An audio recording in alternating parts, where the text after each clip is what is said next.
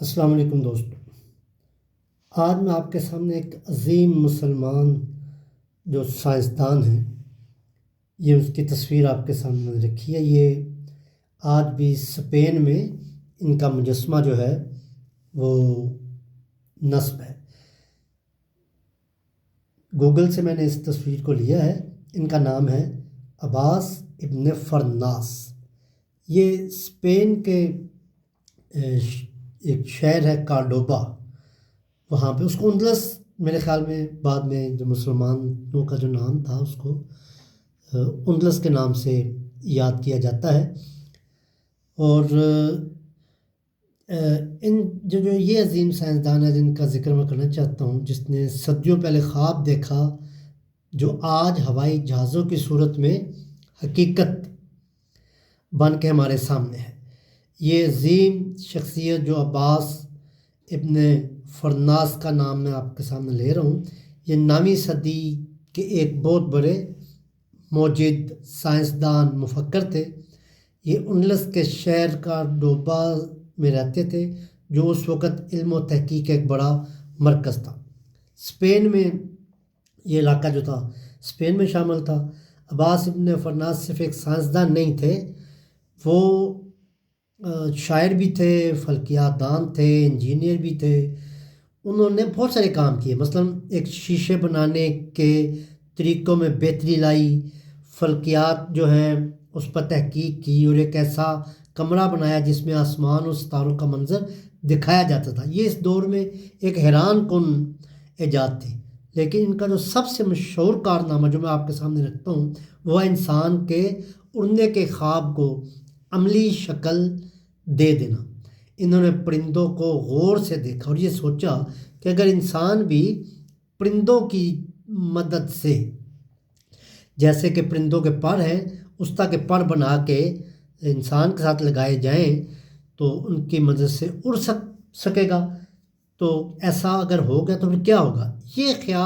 اس خیال کو حقیقت بنانے کے لیے انہوں نے ایک خاص لباس تیار کیا۔ مطلب خاص لباس سے مراد یہ ہے کہ جس کے ساتھ پر لگے ہوئے تھے، مطلب تو تاکہ اس کی مدد سے ہوا میں جو اڑا جا سکے۔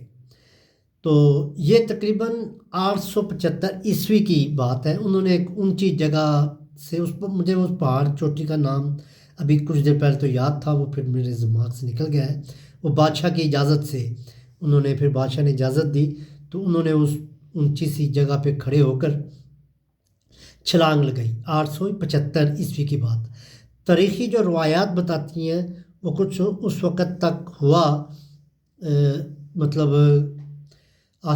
تقریباً 10 منٹ ہوا میں جو ہے وہ اڑتے رہے ہیں، یا اس کو گلائڈ کرنا جو کہتے ہیں وہ کرتے رہے ہیں۔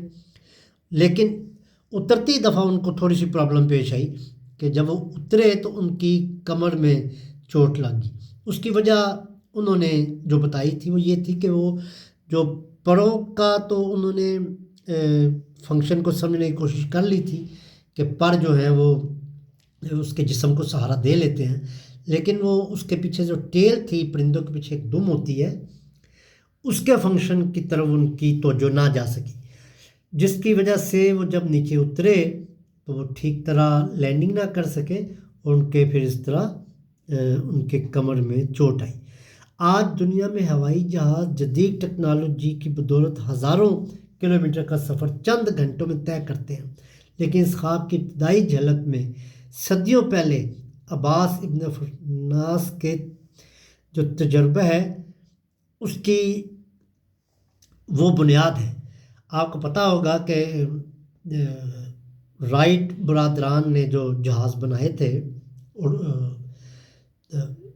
وہ اپنی پہلی پرواز میں تقریباً 16 سیکنڈ سے زیادہ نہیں اڑ سکے، یا پھر چوتھی کوشش میں جا کے تب بھی وہ 1 منٹ سے کم، تقریباً 44 سیکنڈ تک اڑ سکے تھے۔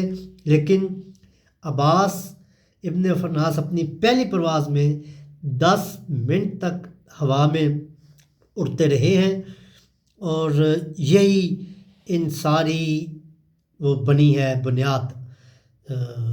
ہوائی جہاز پہ آج جو ہم اڑ رہے ہیں اس کی بنیاد عباس ابن فرناس تھے۔ بس میں آپ کو آخر میں یہی کہنا چاہتا ہوں کہ یہ جو تھے وہ صرف ایک انسان کا نام نہیں ہے عباس ابن فرناس، بلکہ علم، جرأت، تحقیق کی ایک روشن مثال ہے۔ انہوں نے